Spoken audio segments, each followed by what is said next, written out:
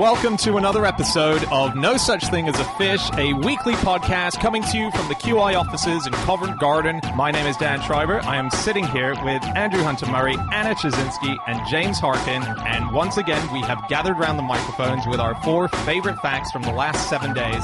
And in no particular order, here we go. Starting with my fact. My fact this week is that on July the 13th, 1930, Sir Arthur Conan Doyle headlined a show at the Royal Albert Hall despite having died 6 days before.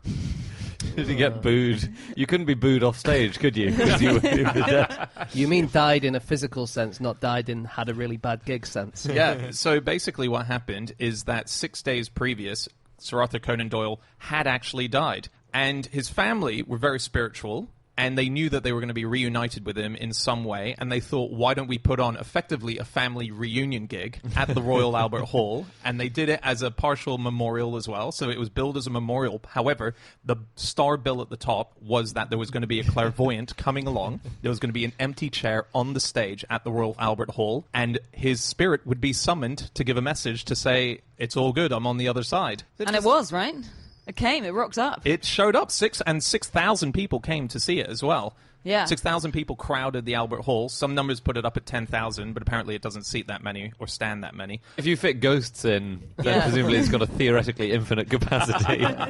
No, I don't want to be Captain Skeptical, Anna, but what do you mean he turned up? Oh, well, we have recorded evidence that he turned up. What I read about it is that the medium, Estelle Roberts, claimed that she'd seen Doyle sitting in his chair, and she conveyed a message from him, but apparently only his wife heard it, and everyone else was overpowered from a massive blast on the organ that was playing. It was an oddly timed blast of organ to mean that no one else could hear what was being said. Was anyone playing the organ, or was it an organ played by a ghost? There was an organist build on the actual playbill, okay. So yeah. So it wasn't a ghost I believe blast? No. It was just the organist being an idiot? No, I think the idea is that they wanted to keep the message in the end a bit private, and so they did that. It's really odd. The total moment that everyone waited 2 hours for. It's absolutely bizarre that they try and cover up the clear words of Arthur Conan Doyle speaking from beyond the grave. Yeah. Just quickly, the medium, Estelle Roberts, she had a spirit that she used to talk to called Red Cloud. He was a Native American. He wrongly predicted that World War II wouldn't happen and that it would all be fine. He said that, and then obviously he was wrong. But they did manage to catch him on photo once or twice, but it turned out always to look exactly like her wearing a hat. Weird to predict that World War II won't happen. Yeah, it's what weird, a very isn't it? specific, Well, unnecessary yeah. specific prediction. I think a lot of people predicting it might happen, and Red Cloud was like, no, it'll be fine. Conan Doyle's spirit guide said the opposite. So that Conan Doyle and his wife Jean, they had their own at their home in Sussex. They had a spirit guide called Phineas, who, and I'm quoting here, regularly predicted global catastrophe. And he also advised them on when they should move house and things like this. Supposedly, on one occasion, Jean asked the local station master to reschedule a train that Arthur was going to take because her spirit guide had said it'll be better if the train's moved. Actually, I think it might have fitted with And her did they diary reschedule better. it? I don't know. Because he was a popular man, you never know. Yeah. Maybe. You know, when Maybe, he was a doctor before he became a writer, and he had almost 0 patients. His first one, when he set up in Portsmouth, was a man who walked in, and so Conan Doyle said, "Oh, come in," really excitedly, showed him straight into his consultation room, sat him down and said, "I can tell already by the way you're coughing that you've got some bronchial problems." And the man said, "No, sorry, I'm just coughing because I'm a bit nervous. I'm here to collect the gas bill that the previous tenant didn't pay off." Thus, the Holmes method was born. So Conan Doyle very famously believed in fairies, and he believed in contacting the dead, and all of his family were very much a part of the same belief system. There was a Time magazine article that was published on the 21st of July. It was basically reviewing the gig, but it was also giving the background in the lead up to it. So they said that when Conan Doyle died, this is the words in the article, Sir Arthur's family cheerfully buried him because they were like, well, we'll see him in a few days anyway, so that'll be fine. And it was really interesting. In the period between the gig happening, they got lots of messages from people saying that Sir Arthur Conan Doyle had got in contact and left them messages.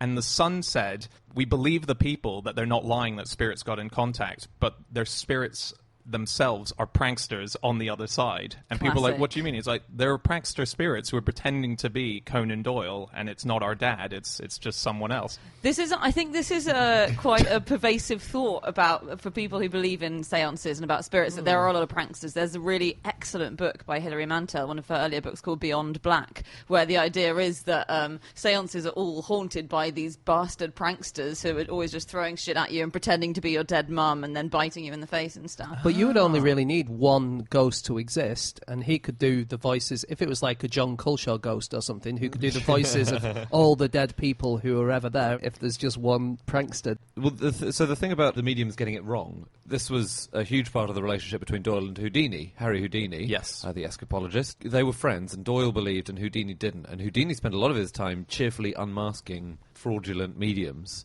And then Doyle talked Houdini into going to a seance, because Doyle's wife was a medium. And she said, Houdini, I've got great news. I'm in contact with your mother, who's died. And they talked him into it, and then he went along. And then Houdini's mum wrote a 15-page message to Houdini. Unfortunately, it was in perfect English, whereas Houdini's mum spoke almost no English. Yeah, she was And it very- It started with the sign of the cross, Yeah. and Houdini's mother was married to a rabbi. And it was just, yeah. It wasn't very well done. It wasn't very well done. And that did break up their friendship, really, didn't it? Which is Completely. a shame, because they had one of these very good sparring relationships where Houdini was constantly trying to convince Conan Doyle that he wasn't magic, and Conan Doyle was constantly trying to tell Houdini that Houdini was magic. And then they sort of really fell out over this. Well, so you just properly didn't believe him that these were tricks. Yeah, he was kept doing. saying, Harry, honestly, you've got amazing powers. Embrace it. And Houdini's going, no, this is how I do it. But yeah, he called Conan Doyle's beliefs hogwash and apple sauce, Wow. which I enjoy as insults. Before he was an escapologist, he was the wild man, and he would live in a cage and eat pieces of meat. What's he? Yeah, he and his wife were absolutely broke, and they had to do anything they could to get work. So that was one of the acts that he had. Oh my god! Would he then break out of the cage using? No, 20 bits? that was the thing, no. nothing? Oh my god! So have you heard of Marjorie Crandon? No. She's one of the best ever fraudulent mediums, and Houdini had this huge vendetta against her. She performed very scantily clad, and on one occasion, supposedly, she emitted ectoplasm from her vagina, Yeah, As you did. as you do. that's kind of what happened. Yeah. Well, was she embarrassed by that, or I don't think because so. usually it comes from your ear or your nostril, right? There's Well, lots. it basically comes from anywhere you hide it. Yes. So you get a load of ectoplasm, and it's made out of egg whites and wood chip or whatever, and you hide it in your various orifices around your body, and then it comes out of there. Wood And chip? so I think it's made of wood chip, is it Like not? sawdust. Sawdust. Really? Marjorie supposedly had some made of butcher's offal, which she was pulling out of. I mean, it's I'm Yeah. imagining butcher's offal is like intestines. yeah. Like you would pull flags out of a top hat or something. Yes, if Did you she do replace the that? flags with lamb's intestines and the top hat with a vagina, that's exactly. I'm never booking that lady for my children's party again. So Houdini cancelled his own shows to travel across the country to attend her seances and try to debunk her. I found a really cool seance thing. The connection between Alcoholics Anonymous and seances. Mm-hmm. So Bill Wilson, who's the founder of Alcoholics Anonymous, he was massively into seances. He used to go to them all the time. And he had in his own house, he had a spook room. And the spook room is where he would go into, and that's where he'd chat to spirits. And actually, he claimed that the famous 12 steps that Alcoholics Anonymous has, he actually he wrote this in his autobiography as well, that he got led to creating that as an idea because he was talking to a 15th century monk called Boniface. Oh, yeah. Yeah. Is that Boniface? Saint Pope. Boniface. And that's Yeah. why step number 7 of the 12 is woo! So he and so it was the idea of sitting around in a room, around a table, and sharing things, and that led to a very similar situation for Alcoholics Anonymous. He was, Really? I didn't know that. Do you know who named Ouija boards? Parker Brothers. No, Ouija boards named Ouija boards. So Ouija boards were That's- they became quite popular. Seances became very popular in the 19th century, and people started using something like a Ouija board in about the 1880s. But it didn't have a name, and about 4 investors got together in 1890 and decided, they had to find out a name for the Ouija board. So they called in one of their spiritualist sisters, and they gathered around it and they asked the Ouija board, "What do you want to be called?" And it spelled out Ouija. So And that's- the fact that it's also the words for yes in French and German. That really is irrelevant, I think. Oh, I think okay. that's a myth. isn't No, it? you're right, Anna. Your theory is much better. So the truth was that the woman, the spiritualist who said that the board had spoken to her, was wearing a locket at the time, a picture of a woman who was called Ouida. So it's thought that she got the idea from that. I've never done a Ouija board. Me Haven't neither. you? I've never done any of this stuff. It's too scary. That's not quite the reason I haven't done it. They used to use Ouija boards for contacting alive people mostly, didn't they? During Did they? World War One, I think they were used to contact soldiers on the front. So families would say, "How's it going over there?" and then the soldier would supposedly talk to them. Were they not rumbled when their sons came home from war and their mum was like, "How dare you speak to me like you did last year?" Mum, I believe you've you lost flung it. all that ectoplasm across the room. Didn't even know you had a vagina.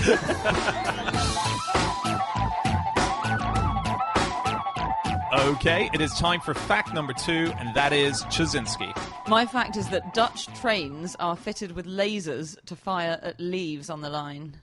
That is amazing. Is it how I imagine? So it's like, I'm imagining actually a steam train at the moment, but it's got a massive already laser on tell the you front, and it's firing like green lasers at, and then kind of vaporizing them. Yeah, it's And just like that. It also makes the noise pew pew pew. Yeah. Yes.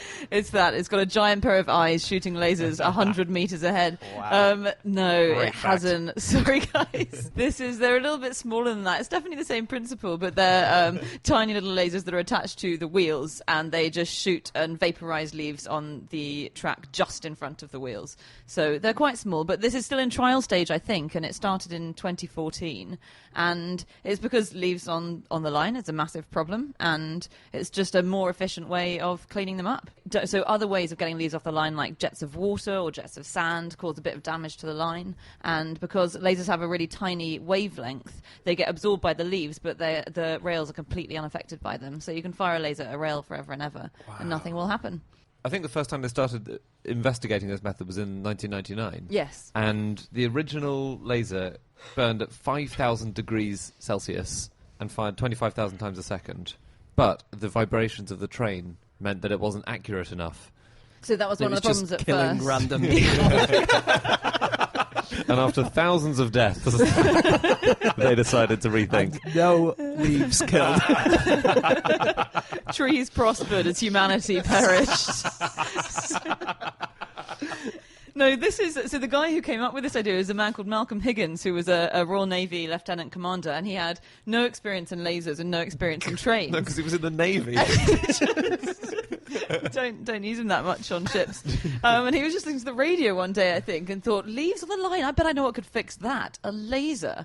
And he looked into it and set up this company called Laser Thor. And it turns out it is better than the other methods in a lot of ways. But you're right, because of the slight wobble of trains, the laser's sometimes misfired. Whereas if you fire a jet of water, it just gets anything that's in its way. But it's been adjusted for now in the Dutch version. And so it seems like it's working like a dream. We haven't said why leaves on the line are a bad thing. Yeah, they are. They are. No, but no. Why? Oh, why? Right, so they turn into a black mulch, don't they? Yeah. Sorry, Andy wanted to say why. I thought you were asking me, but you just wanted to show off that you knew. Sorry, forgive me for bringing a fact to this table. Go on. No. Snooze. If I can showboat for a second and read out a fact.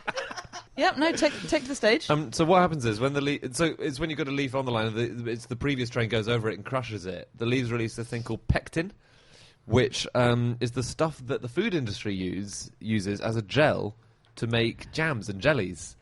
So that's what happens. So it means it slows down the deceleration of the train. So basically the train can't brake very effectively, and that's dangerous. So they have to go much more slowly. Wait, does that mean that this vaporizing by lasers of the leaves is going to reduce the quantities of jam available to us? I think that jam companies don't principally source their jam from railway lines.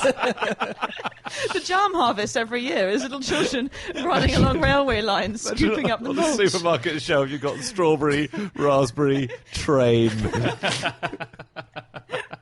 So they are a huge problem, and I do feel bad for things like Network Rail because we take the piss, but I think 4.5 million hours of passenger delays roughly a year are caused by leaves on the rails. The cost of repairing tracks because of leaf issues or repairing trains is 10 million a year, and then another 5 million for the vegetation management. And the only reason they were there in the first place is because people who were building railways wanted to protect people who lived nearby from the sound, so they planted lots and lots of trees next to them. And turns out that was a real ball ache. You know, these aren't the only lasers that are used on trains. There's another train that shoots out lasers that we have in the UK. It's called the Flying Banana. Is this an Arthur Conan Doyle hallucination? No, this is real. It goes all the way up and down the UK rail networks, and what it's doing is checking the quality, so using lasers and cameras, of the tracks. They're making sure that the tracks are just still as strong, still as good. Why did they call it the Flying Banana? Because it's yellow. Oh, okay. So it looks a bit like a banana. Yeah. And they mean flying and going quickly rather than actually flying. Yeah. Sounds not curved. like a flying banana to me. Exactly. Do we know if it's curved? We don't know. We don't know. No, it won't be, because then how would it go on the tracks? Like, the one thing about trains is they have to be straight. You can put a banana on wheels. So It's only the wheels that need to be Yeah, straight, absolutely. James. That's true. If you put a big enough axle and gauge on a standard banana, you could have a train that was just a banana on wheels. Yeah, I agree with that. But on the other hand, if you're checking the rail, you really want it to be pretty much the size and shape of a train. It'd be Right. too small as well. Bananas, you don't get bananas the size of trains. Well, I'm going to take the example from the Navy man, and I'm going to set up a company. And I should say the real name of that train is the New Measurement Train. I can see why they had to come up with a nickname for it. But yeah, so it checks strength in the joins and That's so cool. overhead cables, and so it just makes sure it's the maintenance train, basically. Yeah. Do you know what the fastest train ever in North America was? Oh, no. Okay, it was called the M497 Black Beetle, and it was basically a normal train that they put 2 jet engines onto. Whoa! And fired it down the tracks. cheating. Yeah, well, it is, but for a while it was thought that this might be the future, and they did it in Russia and they did it in America. But the problem was, basically, if they crashed, everyone died. Yeah. Wow. So it was incredibly dangerous, but they did go really fast, and they do technically work. Isn't that how all trains work? That if they crash, everyone dies? No. That's not how they work. You think everyone's died in every single train crash that's I ever always been? make sure to get off before the last stop, because I assume it just goes into a wall. Well, we've And talked about everyone the dies. phrase, haven't we? Getting off at Gateshead. No. Getting off at Gateshead is slang for the withdrawal method in sex, because Gateshead is the second last stop on the line Oh, yeah. before Newcastle. Okay. I thought it was for premature ejaculation. I think that's being thrown off the train at Gateshead, whether you want to leave it or not.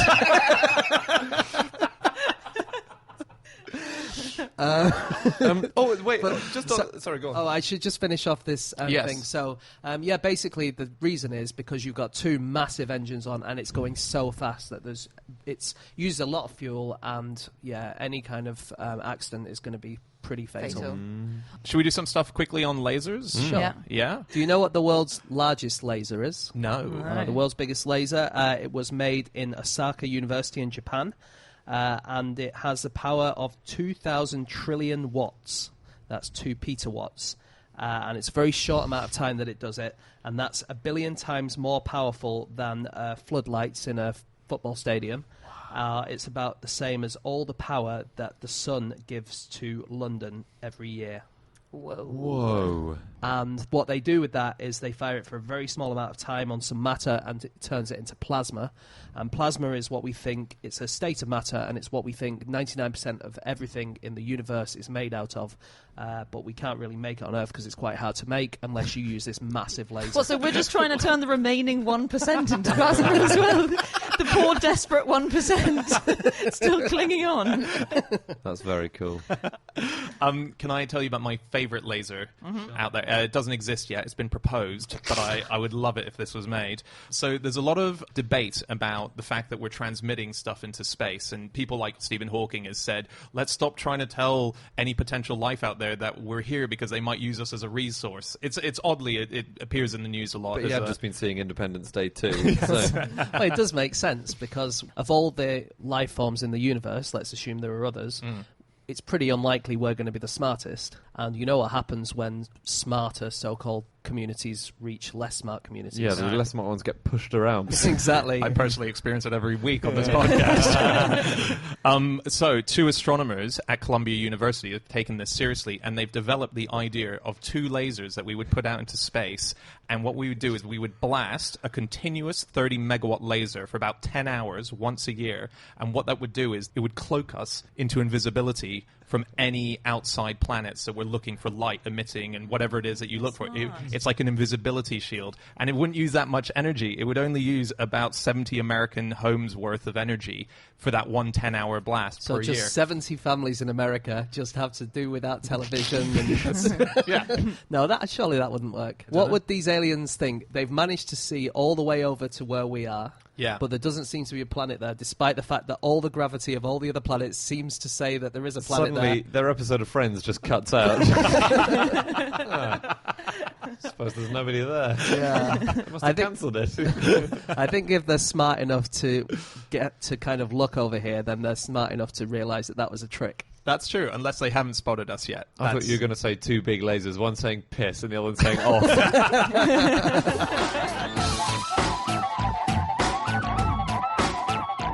Okay, it is time for fact number 3, and that is Andrew Hunter Murray. My fact is that to avoid catching malaria, you should carry a chicken with you at all times. Okay. A live chicken. It can't be a KFC bucket. It has to be a live Are chicken. you sure? Is it because it's something to do with molecules that it gives off or something? Yeah, so there have been some scientists from Ethiopia and Sweden who've been doing trials on this, and they're preparing more trials at the moment. They did experiments where they suspended a live chicken in a cage near people sleeping under a bed net, and they found... Do they warn the people sleeping, or did those people wake up in the morning and freak out? They warned them. Okay. So it's a particular kind of malarial mosquitoes, Anopheles arabiensis, and it's been discovered they avoid chickens. And so the scientists are working on extracting the chemicals from the chickens which give off the chickeny smell, and then you'll just be able to spray this around and you won't get malaria, which is huge. And then huge. you'll smell of delicious chicken. Exactly, yeah. Then people will start eating you instead. Worse. Yeah, so this is about how great chickens are and all the things they do for us that we don't give them Appreciate. credit for. Yeah. Yeah, that's really amazing. That's incredible, yeah. Do you know you get some chickens which are half male and half female? Really? Yeah, And and they're how? split down the middle. All the cells on the left-hand side are male, and all the cells on the right-hand side are female. Wow. And so they have coxcombs on one side and sort of big fighting spurs that male cocks have, and on the right they have much daintier, more hen-like Large features. breasts. Large breasts, yeah. So do And- they lay half eggs? I don't know. That's an amazing question. Great. If you're not really hungry, but you do want They could just eat half an egg. Thank God I Yeah. got that hybrid chicken. but they they look different. Their plumage is Yeah. completely different. Wow. It's amazing. They're called God. bilateral gynandromorphs, aren't they? Yes, they are. And they're, I think you get them in butterflies. I've seen them in butterflies as well. So half of them look like they're one colour and half of them look like they're another colour. I think chickens can change their sex, can't they? I've heard that as well. I remember hearing about a fighting cock once who was a female and then changed their sex halfway through, or the other way around. But then it was the other way around, because then all the cocks would see this like hen and think, oh, well, this is going to be easy. But actually, she had all the aggression of a male cock and would just absolutely kill them. Wow. So it turns out you should pit a fighting hen against a fighting cock. Yeah, but they just don't have that kind of aggression, the hens. Okay. Another possible cure for malaria, or sorry, not a cure for malaria, a malarial prevention trick is spiders. So there's a spider that preys specifically on the Anopheles mosquito, which is the jumping spider, and it's been found that they're attracted to smelly socks or smelly human clothes, like smelly underwear. And so there's a thought that you could leave your smelly clothes, just not wash your clothes, leave them in your house, attract jumping spiders into your house, and by having them there, they'll get rid of the malarial mosquitoes. Wow. And instead you'll just be infested with spiders. Wow. That's amazing. Isn't that Yeah. interesting? Because they used to eat spiders' webs to get rid of malaria. Yeah, they did, didn't which they? presumably didn't work at all. But Yeah, I don't think so. yeah, they used to give you tablets full of spiders' webs, and you would Yes. take those, and they would help. Whoa. And there was another thing that you would carry around walnuts, I think, empty walnuts with little spiders inside them, and that would supposedly stop the malaria from getting you. Of Yes. course, none of these works, but I think interesting. that was up till the 20th century in Italy. Yeah.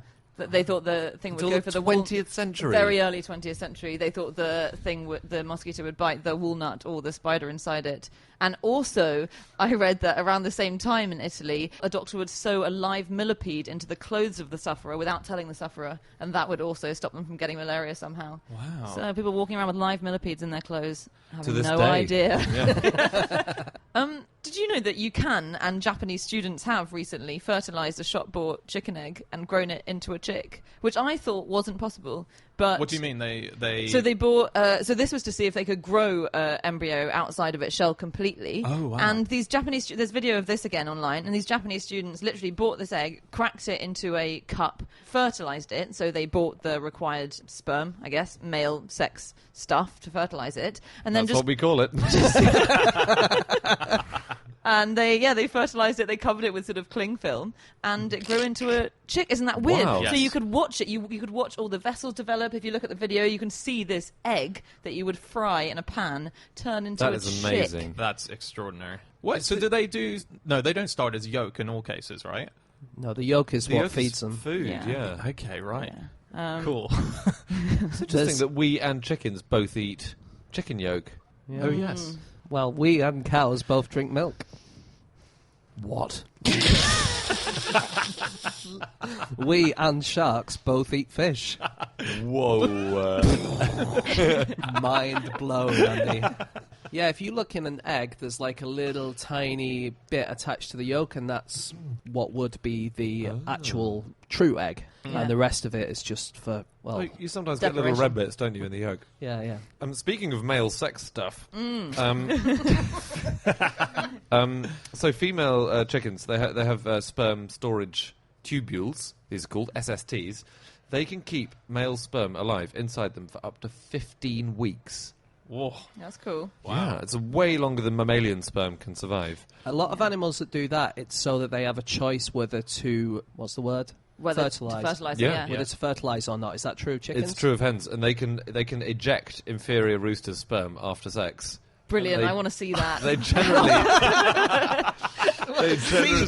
they eject up to 80% of the stuff they receive. Wow. Say no, thank you. I want to see a rooster have sex with a hen and go, was that good for you? And her go, yeah, it was great. It walks 10 metres down the road and then it gets splattered and she goes, just kidding, it was terrible.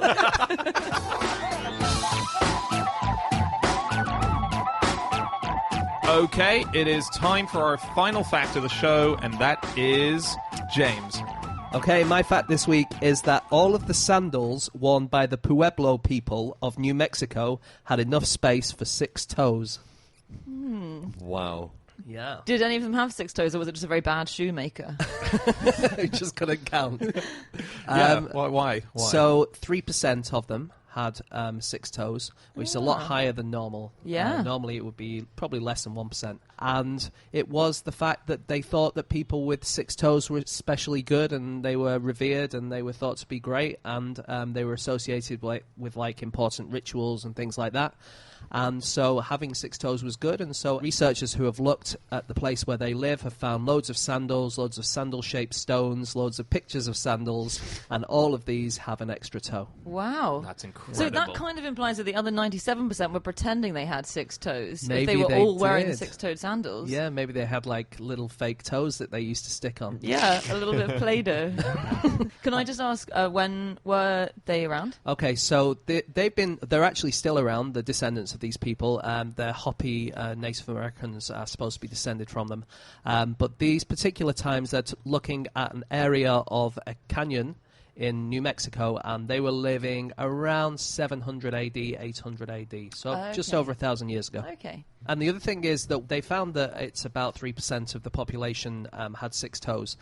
But it could be, actually, that it wasn't that high. The bodies that we find are ones that have been especially buried, and it might be just the more revered people who have been buried. So maybe they had a normal incidence of toes, but we just know about them more because we only see the special people. Yeah. Okay. They found a skeleton, haven't they, where the foot, which has 6 toes, has a special ornamental anklet worn around it, as if to say, check out my 6 toes. And the other foot, which has only got 5 toes on it, has no such decoration. No. There's more another strut of evidence to the idea that okay. this was a revered trait. Yeah. You know how you're saying it might attract the opposite of sex? Yeah. Not the opposite of sex. Oh. The opposite of sex. Sex. But is there anything in genetics that if your mum and dad had 6 toes that you're in any way likely to Yes. inherit Yes. 6 toes? Yeah. Really? It's a totally genetic genetic. trait, yeah. So we could actually just, within one generation, make new different humans? I mean, If we forced 6-toed and 6-fingered people to breed with each other in a kind of weirdly awful dystopian way, I guess we could. Yeah, but if we But you decided it was more practical for humans going forward to have 6 toes, we could actually just do that within... it takes a long time. It doesn't. I don't think in one generation you're not going to have to. Like Clarks don't need to worry. You know who else has 6 fingers? Pandas. Oh, yeah. They They have 2 all thumbs, have don't this they? sort of extra little thummy protrusion on the opposite side from their first thumb. Right. It helps them to Yeah. grip bamboo and it helps with support and things like that. That's Yeah. pretty cool. Yeah, is it that it's not really a true finger? They call it a pseudo thumb. Yeah, I think Yeah. it's like a bony protrusion, isn't it? exactly, so you can't yeah. wiggle it. It's thumb-like, but Yeah. they can't. Yeah. But it serves the purpose that a thumb would be able to serve, doesn't it? It grips. It's I for think gripping. people have said that if we were to pick a 6th digit, that another thumb on the other side would be the best one to have. That would be Right. fantastic. Yeah. Yeah. If you do lose a finger or a thumb, you could get a toe transplanted, which is quite common now, quite a common treatment for Yeah. losing a finger. It's mostly to replace thumbs, isn't it? It's it? mostly to replace thumbs. Yeah. I quite like this interview with the guy who had it done, who said there's an operation which involves 2 surgical teams. One is to lop off the toe, and the other is to prepare the thumb area to have the toe attached. And he said afterwards, the worst part of it was them taking the toe off. Which seems quite obvious to me that would be the worst part, as opposed to them putting it onto the hand. But this was first done in 1897 by this Austrian surgeon called Wow. Carl Nicoladoni, and it wasn't as successful, but it did work in that he was able to turn a toe into a thumb, and he did it by connecting the man's thumbless hand to his foot. So the man had to. Wait a minute, Wait, they've done that what? the wrong way, haven't they? I think if you're going to replace your thumb with a toe, what you want to do is take the toe from the foot and put it No. on your hand, not Yeah. take your hand and put it down your butt. No, that's what he had to do because he had to get the toe sort of used to being on the hand before he detached it from the foot. So the man had to go around for a long Because time. if you put the bent toe on someone's down. hand, he's going to go, oh, it's so high up here. They've got to get used to it. It's like this hand's just coming to stay for a while. Wait, the guy. So he's come down like to meet the in-laws, basically. Yeah. Just to like... What exactly did the guy have to do? He Right. had to put his Here's hand. what the guy had to do. He had to bend over, have his thumbless hand sewn onto his big toe, and then that allowed the big toe to get accustomed But the to big being toe sewn wasn't onto the hand. The big toe wasn't detached. No, the big toe wasn't detached, so the man had to spend a few weeks He's bent just- over with his hand attached to his foot, yes. And So when people are like, come on, Jeff, we're off. He's like, I'm just tying my shoe. I'll be there in a minute. You've been tying your shoe for 3 weeks, Jeff. But it won't do you any good in terms of acclimatizing, surely, if your toe is still attached to your foot. well, apparently it did work. What I can works. see Not is brilliantly, that but you it might works. you might attach the blood vessels, for instance, Yeah. and they might be still attached in one place, but also attached in the other place. I can I see think that was it, yeah. If you look at images online of people who've had their thumbs replaced by toes, it's pretty easy to miss. Yeah. You could very easily meet someone, talk to them, shake their hand, and not notice that this replacement is done. It is one of the most amazing Do you think operations. you'd mention it if you saw someone and you thought that looked like that looked like a toe on No, their because hand? it's the embarrassment. It's like saying to a woman that you think she's pregnant Yeah. and she might not be. You can't say, "Oh, you've had that operation." What you were saying, Anna, about putting your thumb on your toe, it reminds me of in the, Heads, shoulders, knees and thumbs, knees and thumbs. We've got to do it because Barry's here today. Just all sing along. So go on, James. It reminds me of in the olden days when they used to have a nose job. So you had to have a new nose put on there, and they would put skin from your arm to kind of reconstruct the nose. But you had to have the blood supply from your arm at the same time as it's growing on your nose. So you used to have your arm attached to your face while the skin would grow over your nose. So you would have people whose arm is attached to their nose for like weeks on end. Yeah. And there was one famous guy in Italy, I think, who had this done, but he didn't want to be having his arm over his nose the whole time, so he had his servant's arm used instead. And so his servant had to walk around with his arm over his boss's nose the whole time, yeah. Wow, that's harsh. I hope the servant never washed his hands to get him back. Just on toes, have you guys heard of the World Toe Wrestling Championships? No. No. Okay, it takes place in the UK, and it's an annual event. The current champion is Alan Nasty Nash. He won it in 2015. I'm not sure if the 2016 event has happened, but it's basically exactly what it says it is. It is just toe wrestling. And they treat it very seriously. Each toe is inspected prior to... Make sure it's not a thumb. Yeah, so the contestants have their toes examined by a qualified nurse before being given clearance that it's an unmodified toe and that it can do it. And it was invented basically by 4 guys who were drinking and just so annoyed that the UK just was never good at winning international sports. So it was never just a champion who was from the UK. So they thought, let's invent a new sport. Yeah, it's only a matter of time before we teach the continent how to play this game, and they come over and start beating. Exactly, yeah. Do they have weight categories in toe wrestling? Well, So is it little toe v little toe? Yeah. It's always big toe v big toe, isn't it? Yes, and it's also men versus men, women versus women. So there's no plucky second toe which took on a big toe, because that is a screenplay waiting to be written. But you can watch videos online, and they all come across like WWF wrestlers. They take it really seriously, and so some of the people in the top 100 at the moment, you do have. There are not 100 people who do this. Sorry, maybe just top players. There might be 100. Alan Nasty Nash, as I mentioned before, current champion. Tom 100-meter Martin. And then there's a guy called Paul Beach, whose nickname is Tominator. Oh, Nice. Very good name. It sounds like what happens when the characters out of This Little Piggy Went to Market grew up. I think that's what they're all doing now. This little piggy went wrestling. This little piggy became a thumb. Okay, that is it. That is all of our facts. Thank you so much for listening. If you would like to get in contact with any of us about the things that we have said over the course of this podcast, you can reach us on our Twitter accounts. I'm on @Schreiberland, James At Egg-Shaped. Andy At Andrew Hunter M. and Shazinski. You can email podcast@qi.com. Yep, or you can go to our group account, which is @QI Podcast, or go to our website, nosuchthingAsafish.com, where we have all of our previous episodes. Just got one more bit of news to tell you, which is that as of this week, we have changed over to Audio Boom. Audio Boom, you probably know, hosts a bunch of awesome podcasts, and that's where we're going to be now. If you listen to us via SoundCloud, this might be the last episode that you hear on there, and you're going to have to find somewhere else, some other app to download our show on. If you do listen to things like iTunes or anything like that, if that's where you get our show from, don't worry, it's going to be exactly the same. You don't need to push any other buttons. This is just specifically for the SoundCloud people. That's it from the show. Off with the show! Off with the show.